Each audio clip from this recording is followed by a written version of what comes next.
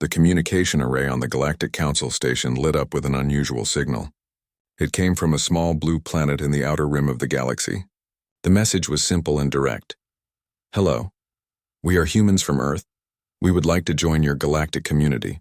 Please respond when you have time. Ambassador Tejo read the message 3 times. In his 200 years of diplomatic service, he had never seen such a casual first contact attempt. Most species either begged for help or declared war when they discovered they were not alone in the universe. Sunmi, come look at this, Tejo called to his science officer. She walked over, her blue skin shimmering under the station lights. Sunmi studied the message. They seem very calm about finding aliens. Are you sure this is their first attempt at interstellar communication? According to our scans, yes. They just figured out faster-than-light communication last week. Tejo scratched his head with one of his forearms. Most species spend months crafting their first message to make sure they sound important or desperate enough for help. Kiwan, the military strategist, joined them at the communication station. His red eyes glowed as he read the message. This is either very clever psychology or complete ignorance. I cannot tell which. There is only one way to find out, Tejo said. We go there and meet them face to face. The journey to Earth took 3 days in their fastest diplomatic ship. As they approached the solar system, they sent a message announcing their arrival. The response came back within minutes. Great. We have been waiting for you. Captain Do-Yun Kim of the Soul's Pride will meet you at the edge of our solar system. He will guide you to Earth. Hope you like coffee. Kiwan stared at the message. They hope we like coffee? What is coffee? Some kind of local beverage, I think, Sunmi replied. They are treating this like we are visiting neighbors. The Soul's Pride was a small ship compared to their diplomatic vessel. It looked like humans had built it from spare parts and hope. Captain Do-Yun's face appeared on their screen. He was smiling widely. Welcome to our neighborhood, Do-Yun said, waving his hand. I am Captain Kim. Please follow me to Earth. The trip will take about 6 hours. We have prepared a nice meeting room for everyone. Tejo looked at his crew. He said neighborhood like we live next door. And he is smiling, Kiwan observed. Most species are either terrified or trying to look powerful during first contact. This human looks like he is greeting old friends. They followed the human ship to Earth.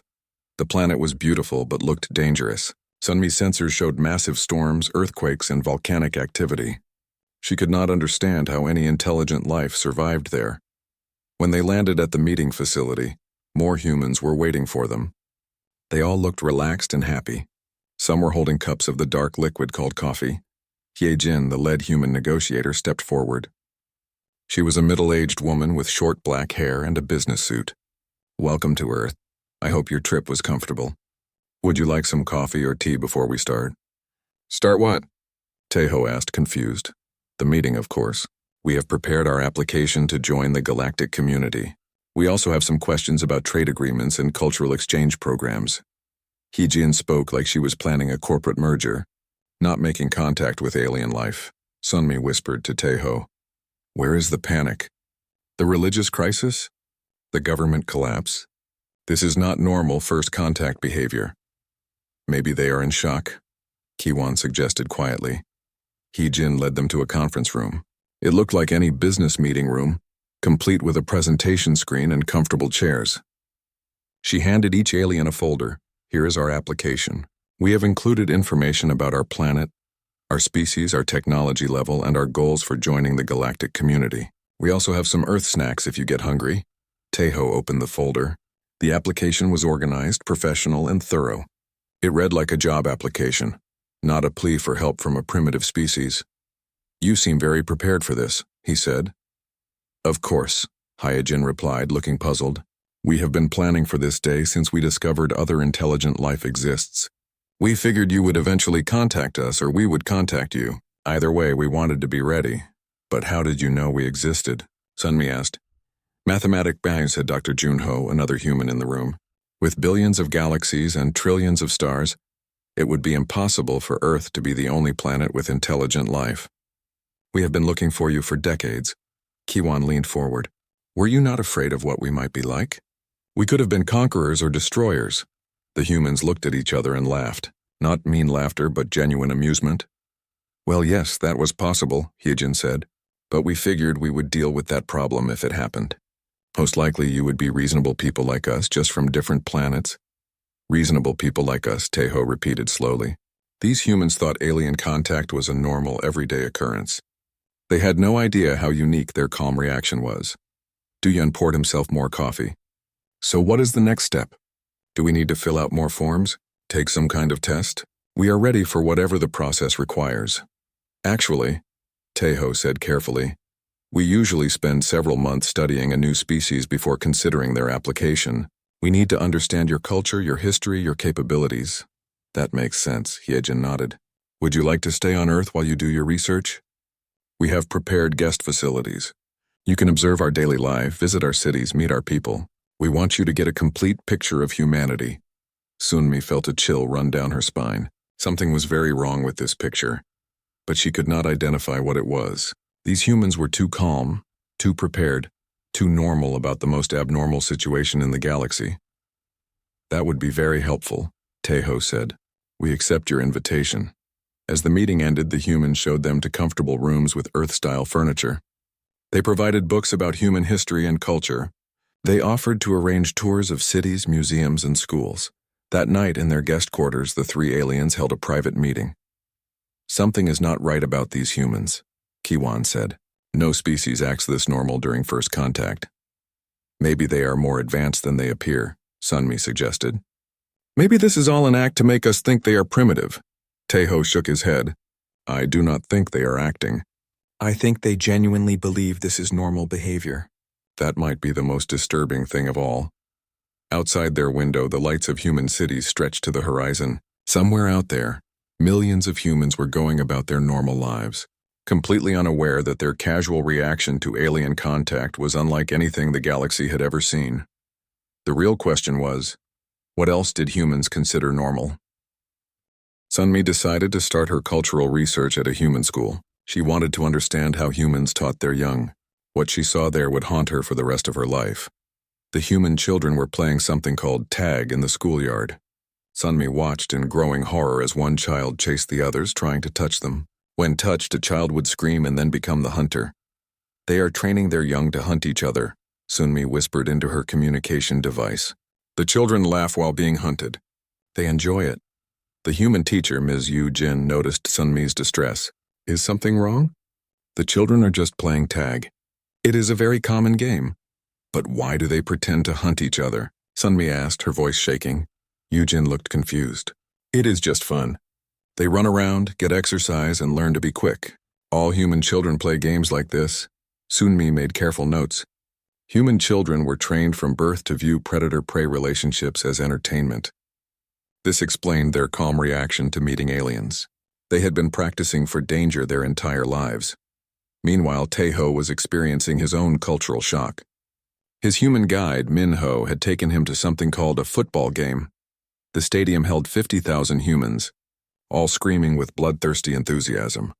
On the field, large humans in armor crashed into each other at full speed. The crowd cheered every violent collision. When one player was tackled so hard he could not get up, the humans cheered even louder. Are we watching gladiators fight to the death? Tejo asked, gripping his seat. Minho laughed and offered him a bag of something called nachos. No, this is just football. It is our most popular sport. These players are very skilled athletes, but they are trying to hurt each other. Well, yes, but within the rules. Nobody is supposed to get seriously hurt, usually. Minho took a sip of his beer. You should see our hockey games. Those are really exciting.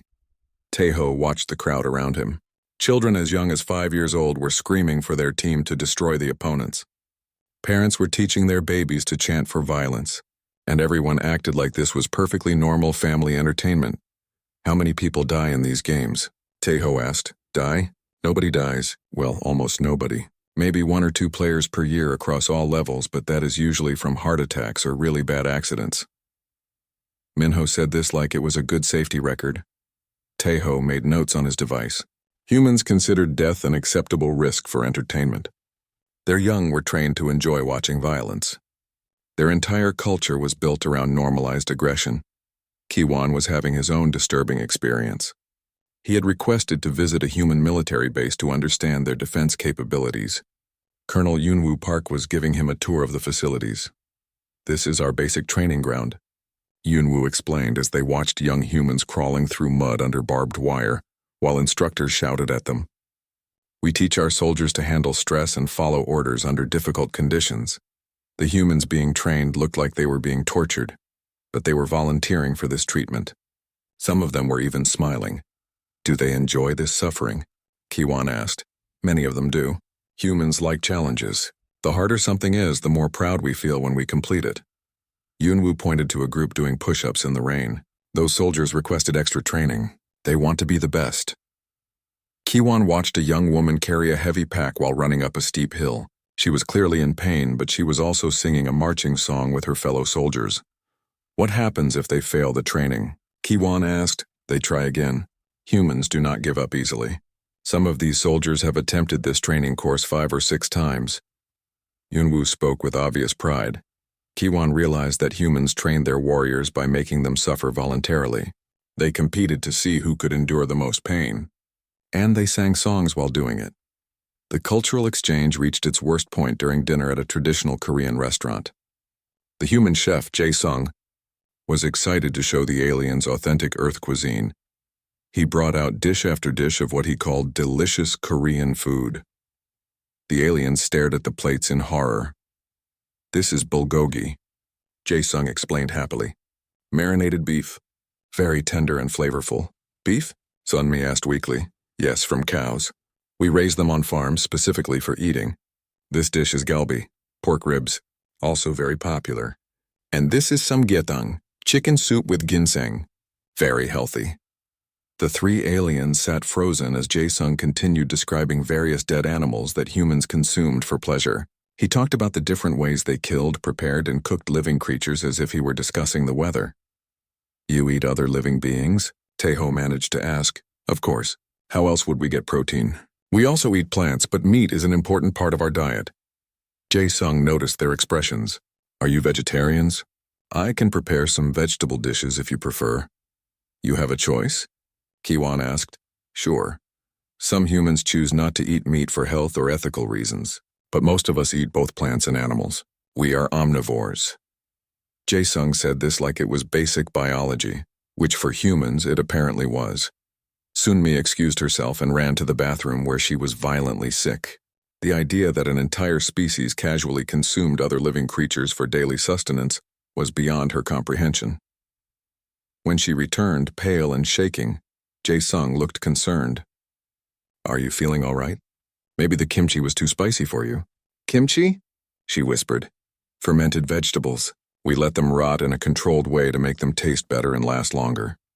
Jae-sung smiled proudly. Humans have been eating fermented foods for thousands of years. Taeho took careful notes. Humans not only killed other creatures for food, but they also deliberately let their plant food decay before eating it.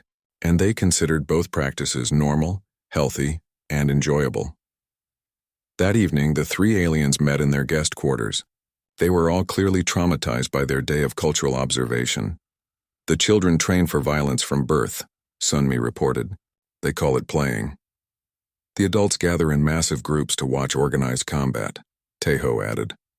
They bring their families and celebrate the injuries.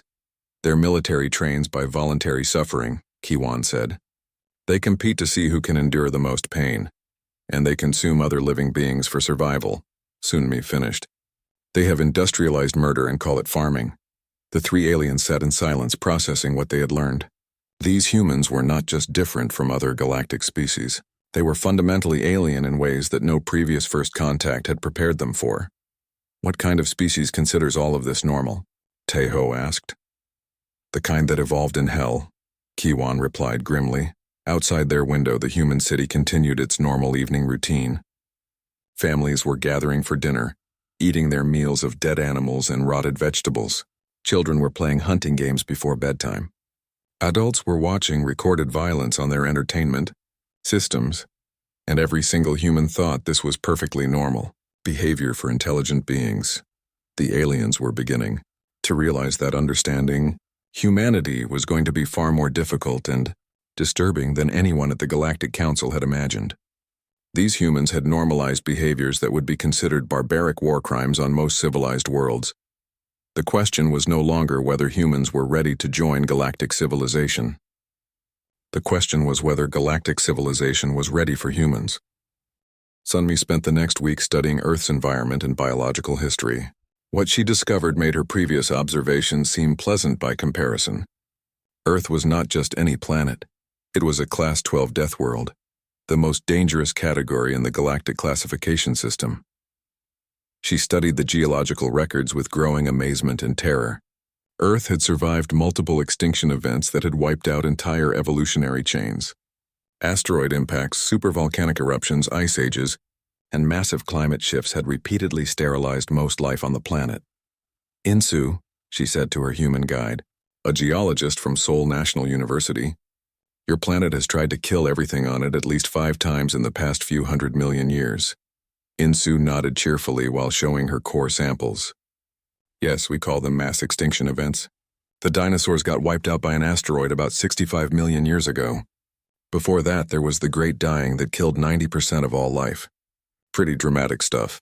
But how did anything survive? Sunmi asked, her voice cracking. Life is very stubborn on Earth. Something always manages to hang on and evolve into new forms. That is how we got here. Insu pulled out his phone and showed her vacation photos. Look, this is me at Mount Vesuvius in Italy. That volcano destroyed entire cities in ancient times. Now it is a great tourist spot. Sunmi stared at the photos of Insu smiling and posing next to an active volcano. The heat readings showed temperatures that would instantly kill most galactic species, yet this human was treating it like a fun day trip. You visit active volcanoes for entertainment, she whispered.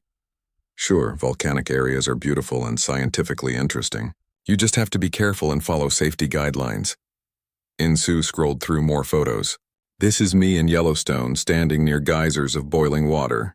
And this is from my trip to Antarctica, where I studied ice core samples in -40-degree weather.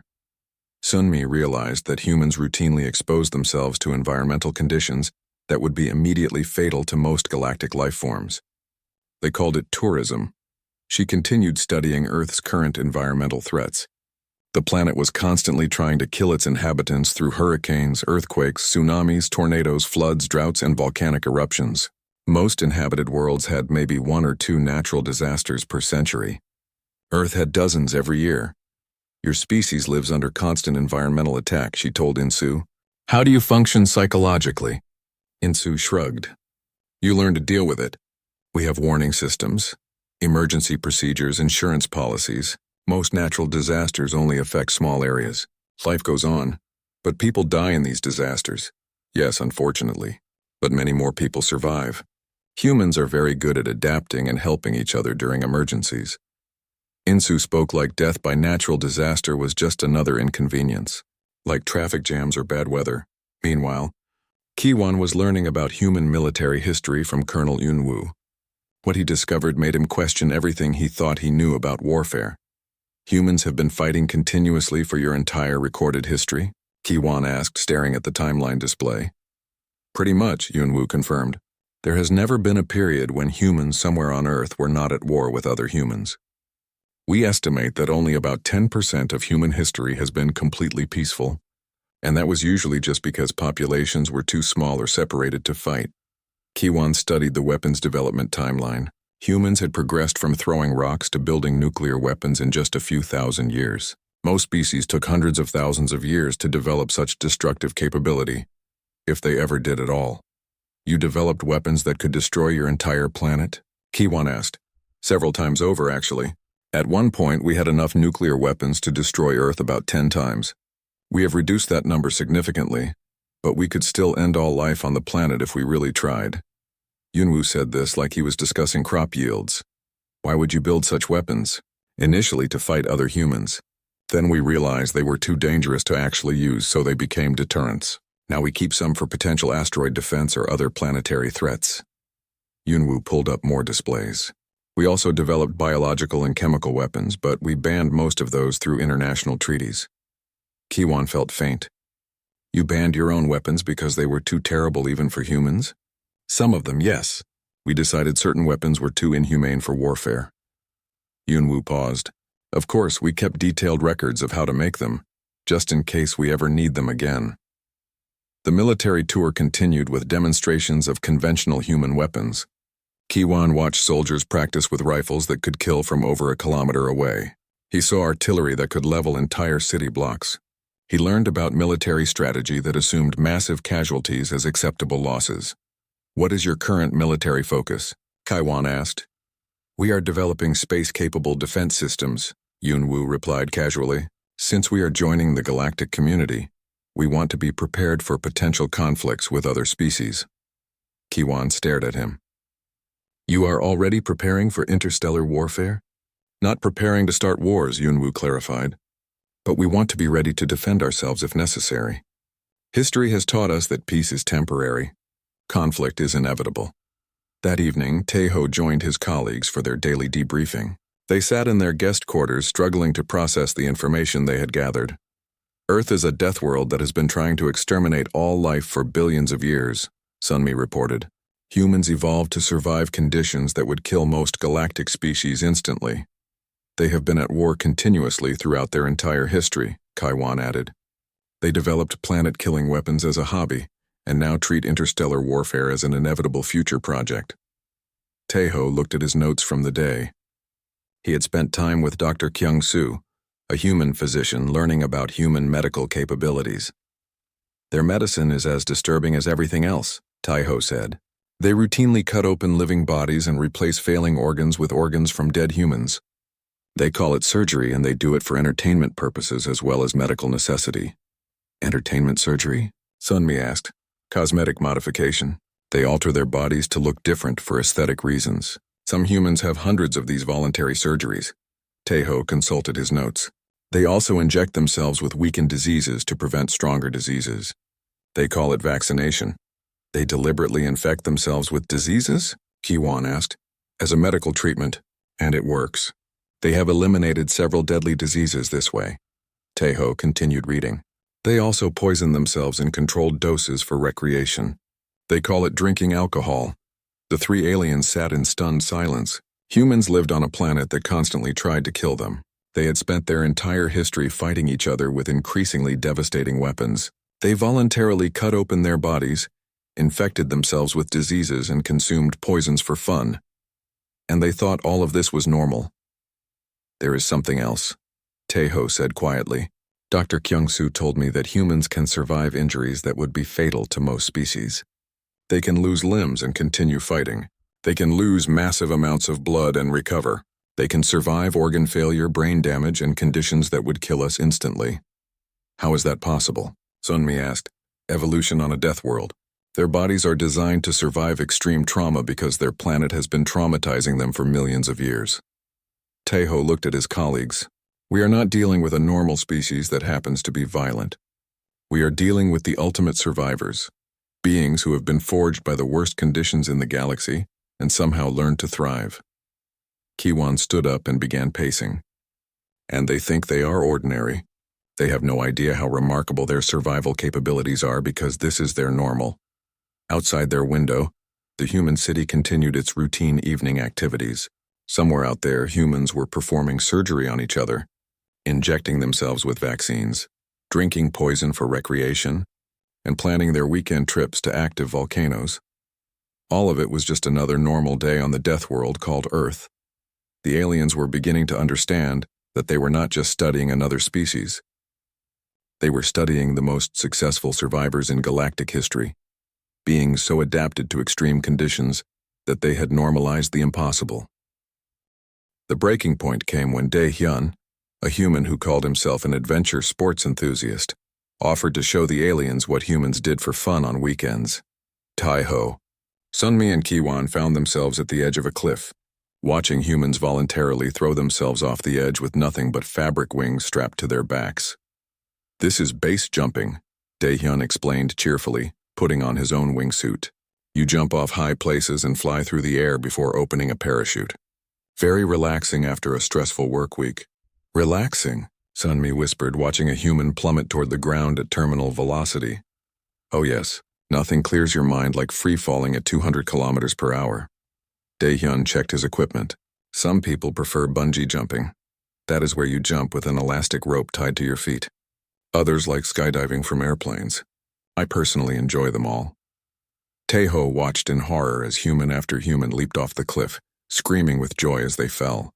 How many people die doing this? Not many. Maybe one in every few thousand jumps, and usually only when someone makes a mistake or has equipment failure. Daehyun spoke like these were acceptable odds. The risk is part of what makes it exciting. Kiwon could not process what he was seeing. You enjoy the risk of death?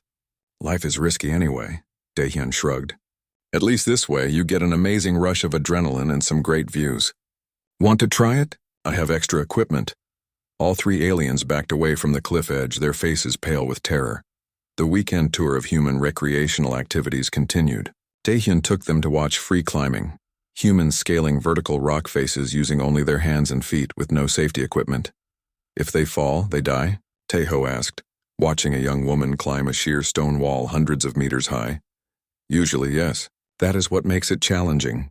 Daehyun pointed to another climber. See how calm and focused she is? Free climbing requires perfect mental control. You cannot succeed if you are afraid. But why do it if falling means death? Because it is there. Because it is difficult. Because when you reach the top, you know you have accomplished something that most people could never do. Daehyun watched the climbers with obvious admiration.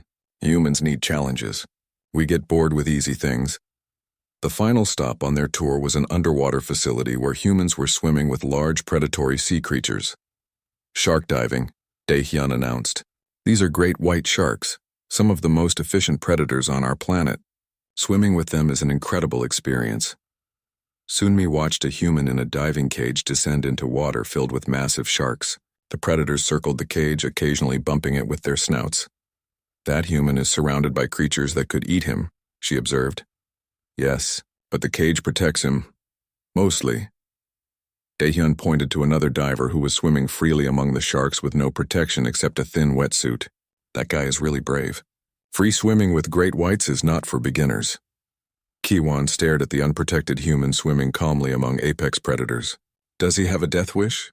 No, he is just very experienced and confident in his ability to read shark behavior. Most sharks will not attack unless they feel threatened or mistake you for their usual prey. Daehyun paused. Of course, sometimes they attack anyway. That is the risk you take. That evening, the aliens attended what humans called a cultural event, children's story time at the local library. Mi-young, a kindergarten teacher, was reading traditional fairy tales to a group of 5-year-old humans.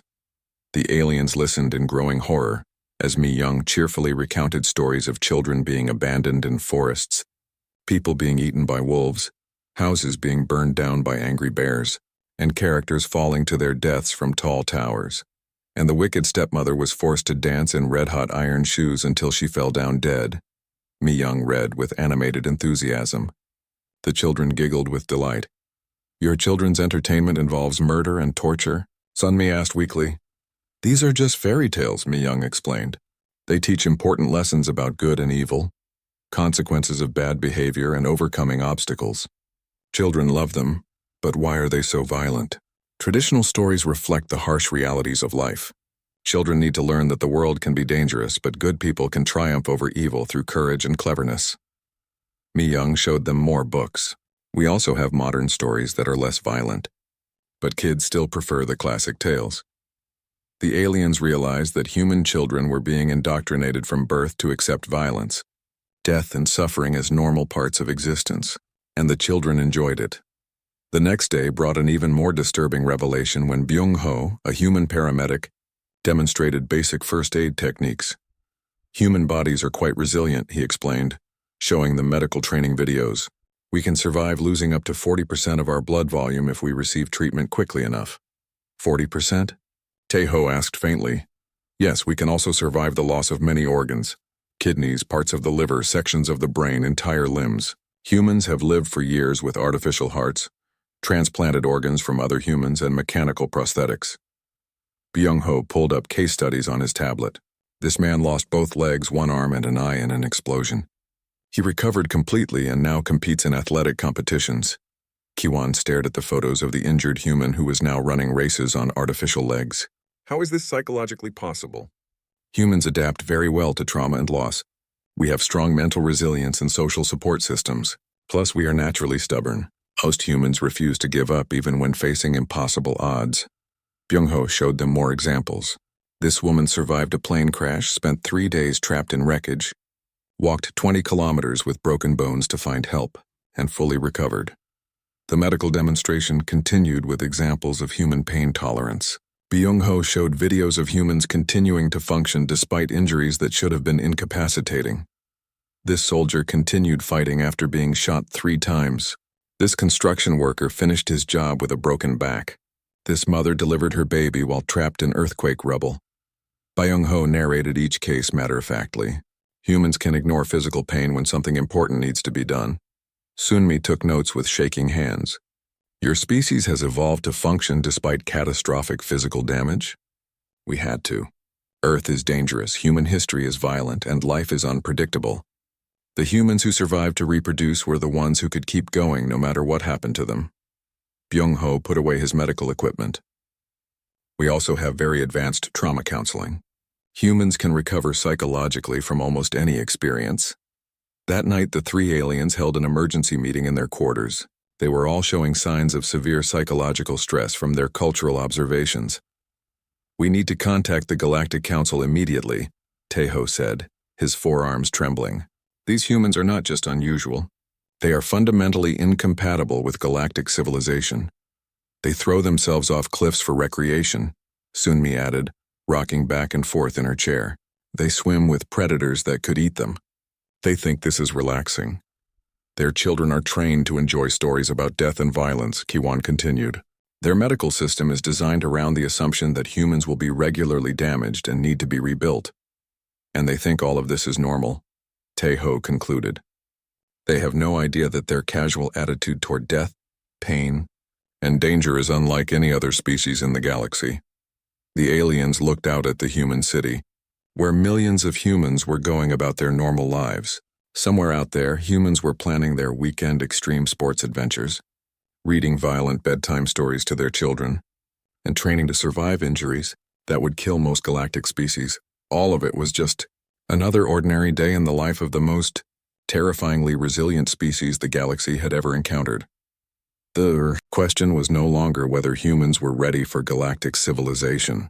The question was whether the galaxy could survive contact with beings who had made the impossible seem routine. These humans did not just think they were normal. They had normalized the extraordinary to such a degree that they could not see how remarkable they truly were, and that might be the most frightening thing about them. The emergency session of the Galactic Council convened 3 days after Taeho sent his urgent report. Representatives from 47 different species filled the Great Chamber, all talking at once about the human situation. Council leader Vex 9 called for order with her 6 arms. Ambassador Taeho, please present your findings about the species called humans. Taeho stood at the central podium, his diplomatic training barely keeping his voice steady. Honored council members, I must begin with a warning. What I'm about to tell you will challenge everything we think we know about intelligent life. The chamber fell silent. In 3,000 years of galactic civilization, no diplomat had ever begun a first contact report with a warning. Humans are not just another species seeking membership in our community, Taeho continued. They are apex predators who evolved on a Class 12 death world and have somehow convinced themselves that they are normal. Murmurs of disbelief rippled through the chamber. Class 12 death worlds were considered uninhabitable. Several council members thought Taeho was making a mistake. The planet Earth has experienced multiple extinction events that destroyed most life forms.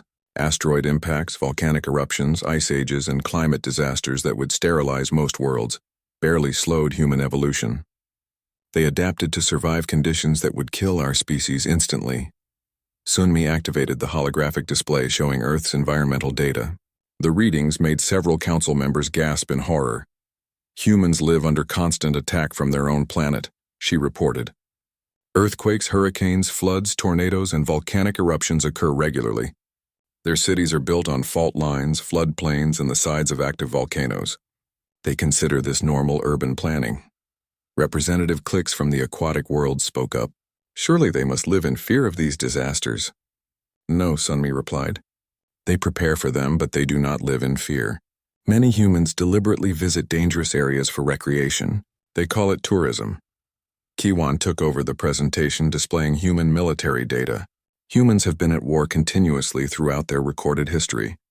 They have developed weapons capable of destroying their own planet multiple times over. Weapons they built to use against each other, he emphasized, not against alien invaders, against their own species. They created planet-killing technology because they were curious about nuclear physics. The chamber erupted in shocked conversations. Several species had never developed nuclear weapons at all. Most others had done so only after centuries of galactic contact and guidance. Are they planning to conquer the galaxy? Asked Representative Thule from the Military Alliance. That is the truly disturbing part, Kiwan replied. They are not planning conquest. They are planning defense. They assume that conflict is inevitable and want to be prepared. To them, interstellar warfare is just another future problem to solve. Council Leader Vex 9 raised a hand for silence. What about their social development? Surely a species advanced enough for spaceflight has evolved beyond primitive aggression. Tejo returned to the podium. Their social development is perhaps the most disturbing aspect of all. Humans have normalized behaviors that would be considered war crimes on most civilized worlds. The holographic display showed footage from human sporting events, children's playgrounds, and recreational activities. They gather in massive crowds to watch organized violence, bringing their families to celebrate injuries inflicted on participants. Their children are trained from birth to enjoy games that simulate predator-prey relationships. Their idea of relaxation involves throwing themselves off cliffs or swimming with deadly predators. Representative Zin from the Peaceful Collective stood up. Surely this is exaggerated. No intelligent species could be so casually violent. I wish it were exaggerated, Tejo replied sadly. But there is more. Humans consume other living beings as their primary source of nutrition. They have industrialized the killing of other species and consider it normal food production. Several herbivorous species representatives began showing signs of distress. The idea of intelligent beings routinely consuming other life forms was beyond their comprehension. They also voluntarily modify their bodies through surgical procedures, Tejo continued. They cut themselves open to repair damage, replace organs, and even alter their appearance for aesthetic reasons. They inject themselves with weakened diseases to prevent stronger diseases. They consume poisons recreationally. And they think all of this is normal? Asked Representative Moore from the Philosophical Union. Completely normal. That is what makes them so dangerous. They have no idea how extraordinary their capabilities are because surviving the impossible is their everyday reality. Sunmi presented her biological findings. Human bodies are designed to survive catastrophic trauma. They can lose limbs, organs, and massive amounts of blood and continue functioning. They can ignore pain that would incapacitate most species and keep working until the job is done. Their psychological resilience matches their physical durability, Kaiwan added. They recover from experiences that would cause permanent mental damage to other species. They adapt to any situation and refuse to give up regardless of the odds against them. The council chamber fell silent as the implications sank in. They were not dealing with another ordinary species seeking guidance and protection. They were dealing with the ultimate survivors, beings who had been forged by the worst conditions in the galaxy and emerged stronger. Representative Quar from the Science Directorate asked, "What is their current technological capability?" "Rapidly advancing," Kiwan replied. "They went from basic spaceflight to faster-than-light communication in less than 50 years. They are already developing space-based defense systems. Their rate of technological progress is unprecedented. Are they a threat to galactic peace?" asked Council Leader Vex 9. Tejo paused, choosing his words carefully. "They are not malicious. They do not seek conquest or domination, but they are the most dangerous species the galaxy has ever encountered, precisely because they do not realize how dangerous they are." Explain. Humans assume that all intelligent life is similar to them. They expect other species to be as resilient, aggressive, and adaptable as they are. They have no concept of how their normal behavior appears to other species. Sunmi activated a recording of their dinner with the human chef. Several council members became visibly ill watching humans casually consume dead animals while discussing the weather. They offered to share their food with us, she explained. They were genuinely confused by our horror. To them, eating other life forms is so normal that they could not understand why we found it disturbing. The debate continued for hours. Some species argued that humans were too dangerous to join galactic civilization. Others pointed out that their lack of malicious intent made them potentially valuable allies. Finally, Representative Elder Yoon from the ancient worlds spoke. She was the oldest being in the council, having witnessed first contact with dozens of species over several centuries. In all my years, I have never encountered a species like this. They are not evil. Evil can be understood and countered. They are not even truly aggressive. Aggression has limits and can be channeled. She paused, her ancient eyes reflecting deep thought. They are something far more remarkable and terrifying. They are survivors who have transcended the normal limitations of biological life. They have made the impossible routine and the extraordinary mundane. What do you recommend? Asked Council Leader Vex 9. We accept them into galactic civilization with a special classification. Culturally insensitive apex predators. We provide mandatory counseling services for any species that must interact with them diplomatically. We warn all member worlds about human normal behavior, and we pray to whatever cosmic forces exist that they never realize how terrifying they actually are. The vote was close, but humanity's application was approved with the special conditions recommended by Elder Yoon. 6 months later, Hyejin sent a cheerful update to the Galactic Council. Her message was forwarded to all member species as an example of typical human communication. Hello, everyone. We wanted to thank you for welcoming us into the galactic community. Integration is going very well. We have established trade relationships with 17 species and cultural exchange programs with 12 others. We are excited to announce that we are starting an intergalactic extreme sports league. So far, we have interest from the Asteroid Mining Guild for zero-gravity racing and the Deep Space Explorers for cosmic bungee jumping. We are also planning a galaxy-wide cooking competition featuring traditional foods from all member worlds. Our defense systems are nearly complete.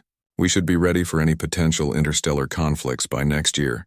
We have also begun work on what we call planetary protection protocols, ways to defend inhabited worlds from asteroid impacts, stellar radiation, and other cosmic threats. We figure other species might need help with these kinds of problems. Human children are very interested in meeting alien kids. We are planning pen pal programs and exchange student visits. The kids are especially excited about sharing their favorite games and stories with alien children. We look forward to continuing our friendship with all galactic species. Please let us know if there is anything else we can do to help.